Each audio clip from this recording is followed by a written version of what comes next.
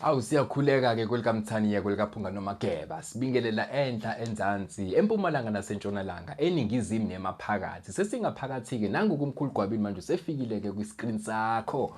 Ngibonge kakhulu ngenza kwethu kulaba sebelakhile abasubscribe abashare content yethu. Ngiphinde ngibonge kulaba who always engage us kwi-comment section because iloko okusikhulisayo. I am not by any means claiming ukuthi ngazi yonke into. Angisoze ngifike kuleso sigaba esinjalo. Abantu bakamoya abanayo leyo lokukhukhuma lokunjalo. However, angikuveze nje lokho ukuthi kuningi esilokhunjana esibonisana ngako sihabulisane kukona. So ngenza ukuthi ilokhunjana namhlanje I'm going to veer away a bit from what you have been accustomed to la kwindalo media, because today's topic eyokukhathazeka, itopic yokukhathazeka, engifisa ukuthi sixwayisane ngayo siphinde sivulane amehlo ngayo. Ngicela ningilaleleke ngani zakwethu nibe nesineke ngoba lento ngizoyikhuluma nami ngingasheshisi ukuze ingene. Uma ungaka-like ungasubscribe ngicela wenze njalo. Nganza kwethu kukhona isihlava esibhekene naso siyi-country. Kukhona isihlava esikhulu esibhekene naso siyi-country. Ngizoyikhuluma nje le. Ngingasabi lutho futhi nginganqeni lutho nje. Kunesihlava esibhekene naso. Kunento eseyenziwa kakhulu le South Africa ikakhulukazi. Esiyenziwa kakhulu eya ngokuba manje isungacishe uyifanise nento eyifashion. Sekuyifashion lento ukwenziwa kwayo. Sekuyifashion ukwenziwa kwayo. Lento le ngake ngaba nomngane. Umngane wami washesha ukudlula emhlabeni. WakaDeyi.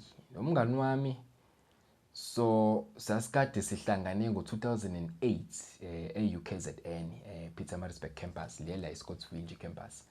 Sasikade sihlangane lapho, well ngangenza mina izifundo zakwa social science, naye wayenza i-psychology ehlangane nezinye izifundo zakwa social science. Angisho njalo kodwa i-psychology was one of his majors kanye ne-sociology. So this guy, a very brilliant, a very astute champ. Uyabona kunalabantu laba abahlakaniphe engathithi banomlingo. Iloyo muntu ke ngikhuluma ngayo. Oyihlakaniphe ngendlela exakile. Lo yamngani wami wayekwazi ukuthi makade siphithizela naye sizenzele into zabantu abasha lezi ezenziwa ke iningi emapolishi. Sibuye ngesikhathi esibuya ngaso, mhlambe lento besiyenza ngoSunday, sibuye intathakusa ngoMonday, mhlambe ngo-12:01 imasingena emares esihlala kubona. Yena kusukela masingena ngo-1 eres, yena ngazi wayekwazi ukuthatha inap ye-hour avuke ngo-2-3 lapho, aqala i-essay entsha sha. Ayiqale, ayibhale, ayi-research, enze i-desktop research, ayi-research, ayi-reference. Leyo essay uthola ukuthi i-essay ebiju ukuthi ibe in by 9 ekuseni ngoMonday. Ngitshela ukuthi usuke enalabo bekuthi kushaya lo 9 usenalabo naye useyokwenza njani, useyosubmit. Ohlakaniphile ufana, ohlakaniphile umngani wami. In fact umngani wami engaba naye ke omkhulu loyo esikhungweni semfundo ephakeme. Unfortunately ke uNkulunkulu akazange azamnikeza isikhathi eside ngoba ngicabanga ukuthi emva konyaka sesiqede konke ke nje sesikwenza wonke ama programs esasiwenza lapha. Sesingaphandle nje sesizama impilo. I think kwaphela unyaka noma iminyaka emibili. Waxinwa ukugula. Kwacaca ukuthi lokugula lokhu kuzomthatha. So that is how we lost. That's how I lost uyena umfokaDeyi. Washona ke kanjalo. So uDeyi kukhona i-essay, kukhona i-study ayesenza outside of lezi eziprescribe university ukuthi kumele eziprescribewa isikole ongaphansi kwaso. Uday wayene-passion ye-research kakhulu. Kuningi kunamaphepha ayewenza awenze engizowasubmitha ndawo azenzela nje yena. So mina ngumuntu okhonza ukufunda, ngangijwayele ukuthi ngiwafunde lamaphepha akhe, ngicontribute lapha nalaphaya. So sisafunda kunephepha akaliqala ukusebenza kulona. Lela phepha lakhe laluchungechunge ngoba i-thesis, like his main argument was that i-TV into oyibuka kumabonakude, inayo i-influence ekuthenini ithi engineer okanye iphinde yakhe kabusha indlela ocabanga ngayo. Once yashintsha indlela ocabanga ngayo, wacabanga ngendlela ethize, ne-personality yakho usually follows suit. Ubusuyiphatha ngalendlela otshelwa ngayo ilento oyibuka kakhulu, that which you consume the most through visuals iya-impacta kanjalo. But wayesebenzisa i-case study yakhe ile nkinga le engizokhuluma ngayo kule video. Wayesebenzisa i-case study yeyizo ne-youth yase-South Africa. So nami ngangavunyelwa ukuthi ngiyibuke ekhaya leyo nto ngisakhula nje, angivunyelwanga nje kuze kube namhlanje angiyazanga ukuthi kwakwenzakalani kuyona. Ngaphandle kwaloku mhlawumbe sasike sikubona kwenziwe ezikoleni, kuthiwe into akade beyibuka ku-TV, bavuka ekseni bayenza abafundi esikoleni. So ngiza ke kulomongo wale video yanamhlanje. Iyizo ngicabanga ukuthi kwaku-1999 if I'm not mistaken, ngokwephepha lakhe engangilifunda njengoba ngisho kwakumngani wami lo. Mina ke into mangiyifunda angikhohlwa, angihlakaniphile kodwa angikhohlwa inkinga, ngiyifunda nje ihlala into ngqi. So ngicabanga ukuthi wayebhala ukuthi iyizo yayivele kahle hle ngabo-1999, i-episode isizini yokuqala ngabo-February 1999 lapho. Nganza ukuthi iyizo umngani wami wabhala ukuthi yayishintsha i-youth yala eSouth Africa kakhulukazi. Yakwenza kwaba normal, kwaba acceptable ubugebengu, okuyiyona ke topic engizokhuluma ngayo la, engizokhuza kahle hle ngizoshaya ikhwelo la ukuthi hayibo asingakunormalize kangaka ubugebengu. Akuyona iyizo kuphela eyenza kube khona ubugebengu. Nikhumbule kahle, there are many factors aholela ekutheni kube khona i-crime ekule level ekuyona le South Africa. But kule video ngicela ukufocusa nje kakhulu kuleli phepha lalibhalwa umngani agcine ngaliqedanga ngoba ngicathi wagcina eqede izifundo zakhe, washesha wahamba yena kunami. Waqeda izifundo zakhe, wagcina umuntu ongaliqedanga, kodwa ngiyazi, ngiyakwazi lokhu because wayelokhu ethe hayi mangabe sengi-right khehle linye siyophinde sihlangane siliqhubeke leli phepha. Unfortunately ke ukuhlangana kwethu ayekusho kwase kuhlangana kwani kwasemgcwabeni ukuthi ngiyofihla yena. May his soul continue to rest in peace. Wabhala lo mjitha waprove into ejulile kulela phepha ukuthi iyizo le youth enale character yokudlova nokweba bayincela kakhulu ngesikhathi kuqala ku-introduce le program yayibizwa ngeyizo ezikoleni. Yabona manje i-crime rate yethu isezingeni esingakaze siyiphuphe ukuthi ngaba kulona. Leliya phepha ke lalisho ukuthi lokho esikhala ngako manje it emanates from that era yeyizo when yizo was first introduced kuma television screens ethu. So there was now this new culture of delinquency nje. Uyabona leyo nto nje yokudlova, kube normal nje ukudlova. Kube normal ukuphendula umzali isinoma kanjani ekhaya. Kube normal ukuthi wenze izinto untshontshe webe. Kodwa into enkulu eyenziwa yizo kwi-youth yase South Africa, umngani wami argued ukuthi kwaba yilento yokwenza ukuboshwa neculture yonke yakhona ekuboshweni, inombolo, ubutsotsi, ubugebengu, igangsterism. Yizo yayenza igangsterism yaba fashionable. Because I remember at some point I presented the counter argument. Got me, I know, but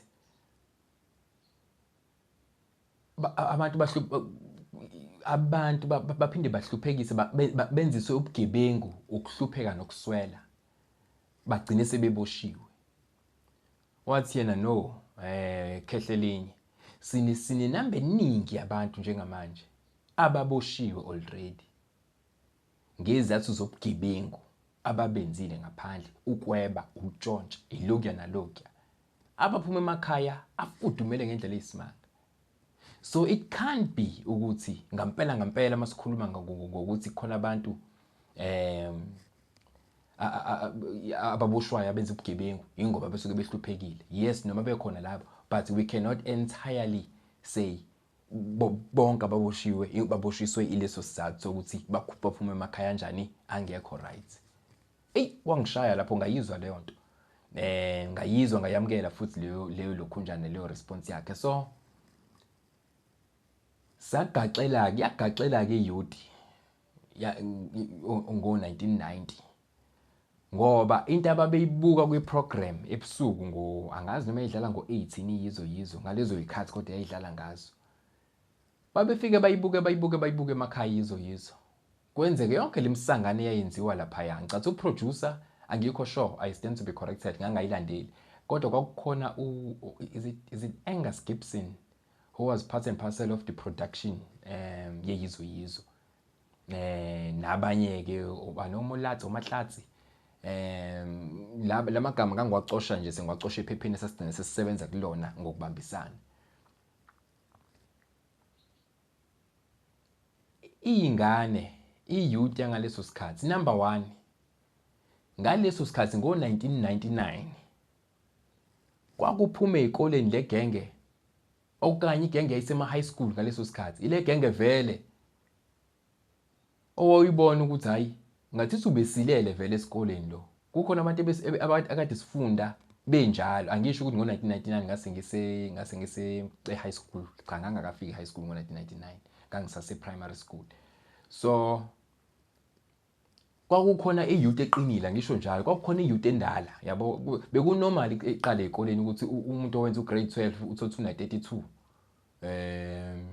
una32, una33, una30 omunye, futhi nje baningi bano30 akayedwa, uyabo. Beqinile. So leyo youth ibifika iconvince lento abayibuka elokhunjaneni kuyizo. Bavuka ngasasekuseni bazoyimplementa esikoleni. Why? Because yayibukeka ifashionable. So ilento ayi-arguisha kumngane wami ephepheni lakhe ukuthi into eyasilimaza South Africa more than anything else, it was i-introduction of yizo kuma TV screens ethu. Yenza i-culture yokuboshwa nobugebengu ibe fashionable. So sithe siqamba sikhula, ukhumbula ukuthi ngithe le youth ngo-1999 abantu abasema high school babekhulile vele beqinile. Yaboshwa igengeningi ngaleso sikhathi. Sasiqala ukubona abantu bengena emajele iy'namba ey'nkulu kanjeya. Qala ijele, it was something that was nje a novel, almost a novel to many, because wangazazi iy'tori zasejele, wangazi ukuthi ejele kwenzakalani, wangaxoxa nje nejele. Even umuntu owayekade eboshiwe wayethi mayibuyile emphakathini ahlonishwe, asatshwe, abekwe le eceleni, uyabo. Ngoba nje kwakuyinto engajwayelekile. Kodwa into eyenzeke emva kweyizo le genge yayiboshiswe yizo ithema ibuye emajele okanye ithema ifike emajele ngokuhamba kweminyaka yaqala kwakhona i-introduction yama-social media yaqala manje iyakuchoma ngalokho ukuthi sisejele thina senza ukuthi bakwenza lento yobugebengu nejele kwaba into enormal.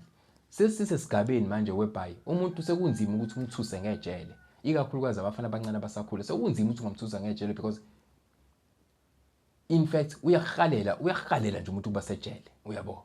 Bayahala imajority nje ye-youth kithi iyahalela. That is why benza ubugebengu obuningi obuxhaphakile bungaka ngoba vele ngisho eboshwa uyazi ukuthi ngizofica usibanibani ngaphakathi, uyabo lonto. Hayi bayangazi nabe ngintwana kaSibanibani vele, uyabo. Uthi mayifika nje lapha engena abiza igama labhulu lwakhe okade vele inkinga ngaphakathi estation ngesikhathi sakhe naye saboshiwe. So ngizwa ukuthi bengithi ngidlulise le film lelokhu le video ngidlulisela ukuthi umuntu osawumzali namanje ake sizameni siyisizwe simnyama sifundise ingane zethu into eqondile.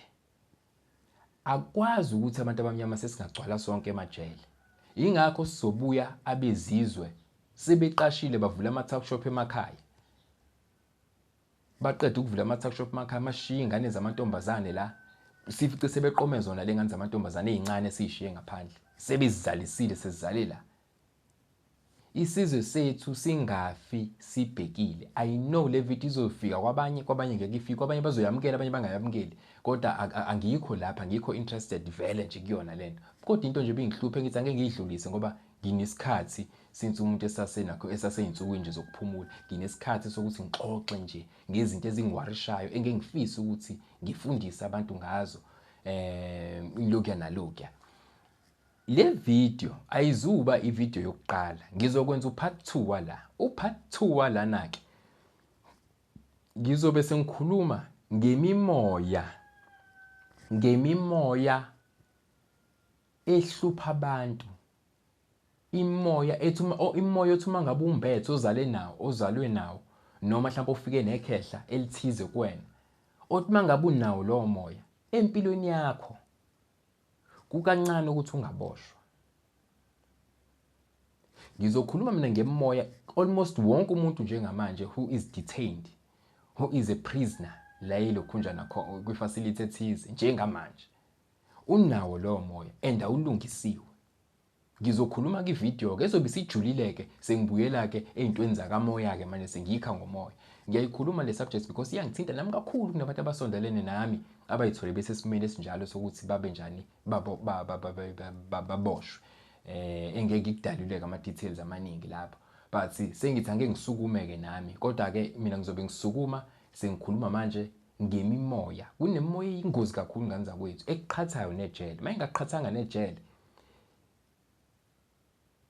ngicela ukugodla lokho. Sibonana kwi-episode elandelayo. This is Umkhulu Gwabini. Ngibonga kakhulu for tuning in. Don't forget to like, subscribe and comment. Till next time.